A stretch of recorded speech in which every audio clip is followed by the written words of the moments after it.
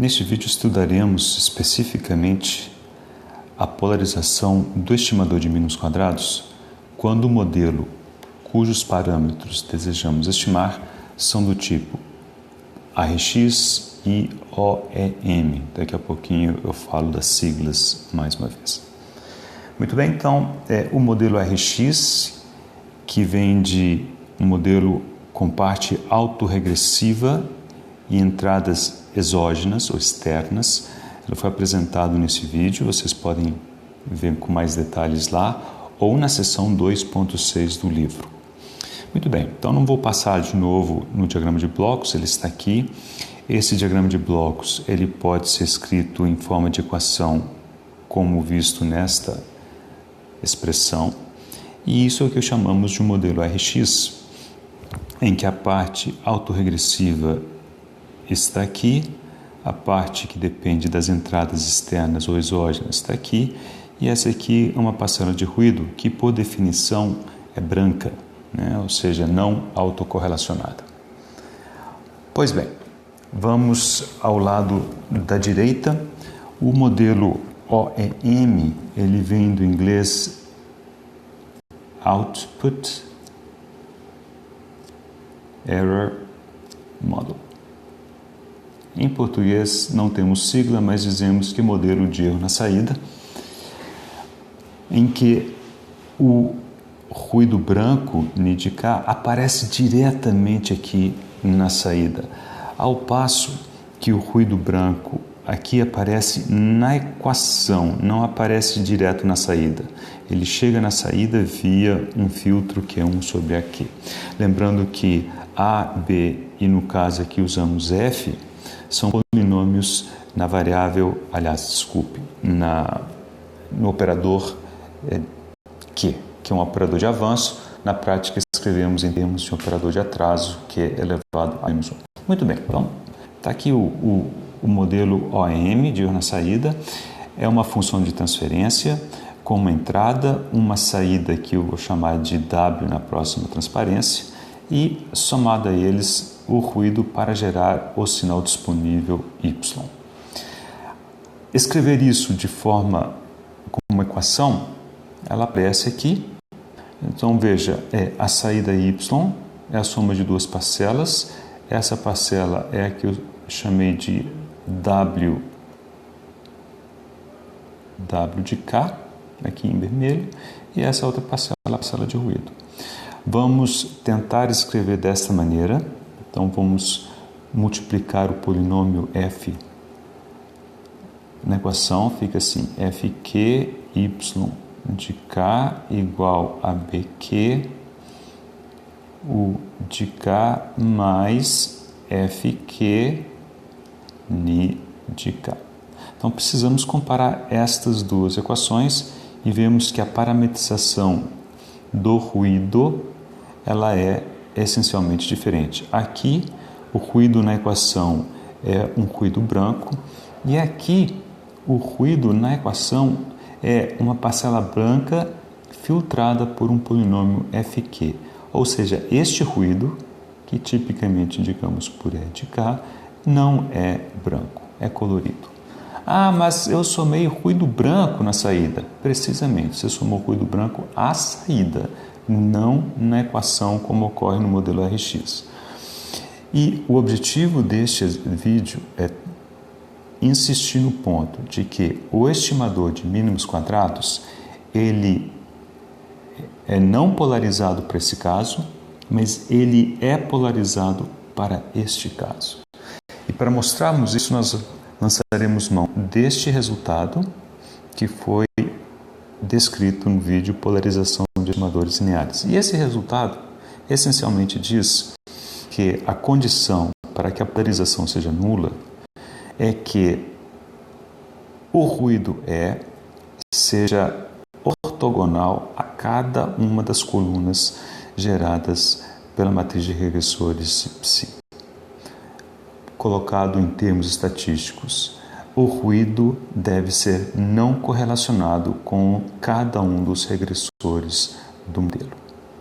Então, basicamente, o que nós queremos nos perguntar é se este ruído se ele não correlaciona com os regressores que aparecem aqui, são os regressores autorregressivos, ou com os regressores que aparecem aqui, que são os regressores da entrada. E da mesma forma aqui, queremos perguntar se o ruído é ou não correlacionado com os regressores de saída e com os regressores de entrada. Já vou antecipar o resultado que veremos logo a seguir. O argumento aqui é o seguinte: como isso daqui é puramente aleatório e é branco, ele não correlaciona nem com isto, nem com isto. Portanto, essa condição ela é atendida pelo mínimos quadrados quando utilizado para estimar parâmetros de modelos ARX. Por outro lado, no caso em que esse ruído é colorido, essa cor, essa correlação no ruído, ela induzirá correlação com esses termos aqui e, portanto, o estimador de mínimos quadrados ele terá viés ao estimar parâmetros de modelos de erro na saída. Muito bem. Aqui eu vou mostrar apenas resultados numéricos. Isso vem no exemplo 6.3.4, descrito em detalhes no livro. E aqui o objetivo é: escolhemos o modelo RX, escolhemos o modelo OEM. Observe que os modelos são muito parecidos, os parâmetros são idênticos. Aqui, como esperado, o ruído branco entra na equação. E aqui, como esperado, o ruído branco entra na saída. A menos disso, observem que o polinômio B é o mesmo e o polinômio A, que é igual ao polinômio F, é o mesmo. Okay? Muito bem. Lembrando aqui que o Q-1 é o operador de atraso, portanto, o de K vezes Q-1 é o de K-1. Fazemos simulação desses modelos, simplesmente iterando essas equações em MATLAB, geramos dados e submetemos esses dados ao estimador de mínimos quadrados para ver se ele recupera estes parâmetros. Muito bem, aqui na coluna da esquerda temos a aplicação do estimador de mínimos quadrados para o modelo de erro na saída, que é esse aqui em azul, e à direita temos o estimador de mínimos quadrados aplicado aos dados oriundos do modelo ARX. O que encontramos aqui? Então, observe, por que eu não mostro um valor de próximo ou não de 1,5 ou um valor estimado para menos 0,7 ou um valor estimado para 0,5? É porque para estudar a polarização de estimadores, como já vimos, a definição tem a esperança matemática. Então não adianta olhar uma realização, nós temos que olhar as características médias do estimador. Então aqui eu não lembro quantas realizações eu fiz, mas aqui talvez uma ou duas centenas de realizações.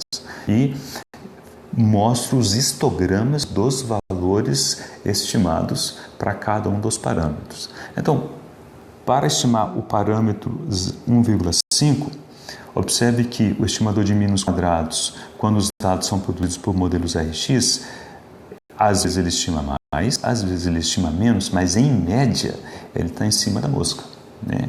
Idem para o menos 0,7, idem para o 0,5.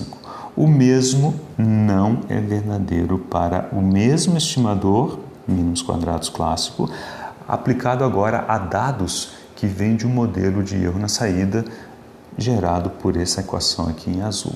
Então, observe, essa distância aqui é o viés do primeiro parâmetro, do estimador, né, com respeito ao primeiro parâmetro. Da mesma maneira, isso daqui é o viés do estimador com respeito ao segundo parâmetro.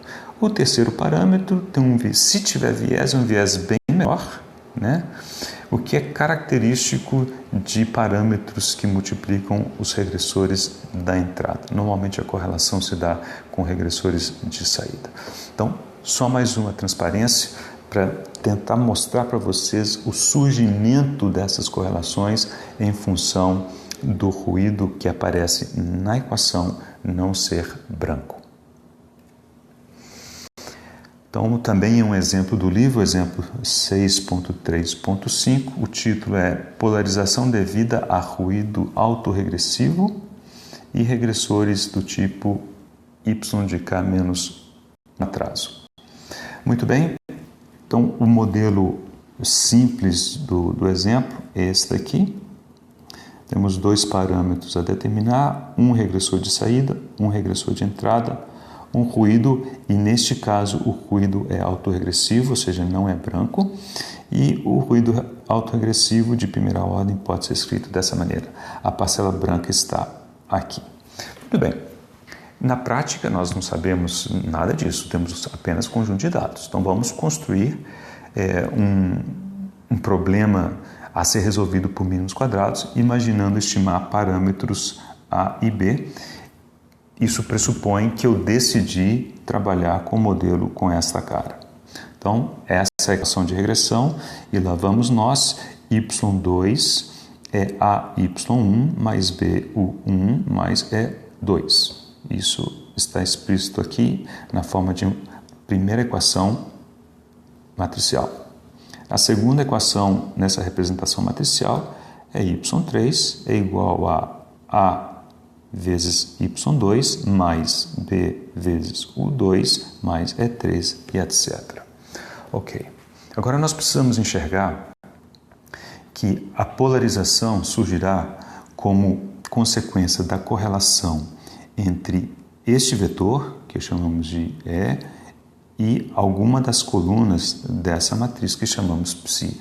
O vetor θ está aqui. Isso aqui é o vetor de saída. Essa é a nossa nomenclatura padrão. Muito bem, então, para enxergarmos isso, vamos começar olhando para, por exemplo, este elemento. Poderia fazer isso com qualquer elemento da coluna 1, né? Porque nós estamos olhando esses regressores. Como que eu posso descrever a amostra y2? Ora, essa equação me diz como.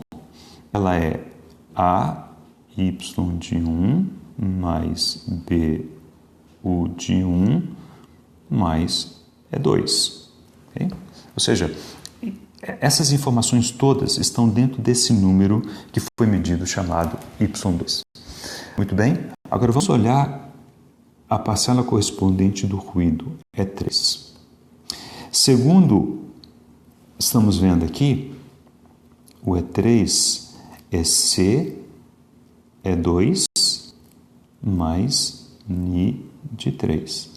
Agora observe que eu tenho uma parcela E2 aqui e eu tenho a mesma parcela E2 aqui. Ou seja, existe correlação entre essas parcelas e não será descorrelacionado com a primeira coluna de psi, ou falando do ponto de vista geométrico, não é ortogonal à primeira coluna de psi. E aí está a origem do problema da polarização ao tentarmos utilizar o estimador de mínimos quadrados clássico, por exemplo, em um caso em que o ruído na equação é autorregressivo. Se for correlacionado do tipo média móvel, da mesma forma, o mesmo problema ocorre. E ele ocorre em função da presença de regressores de saída. Se não tivéssemos regressores de saída, se esse aqui fosse um modelo FIR, por exemplo, só termos de entrada, não haveria polarização nesses termos.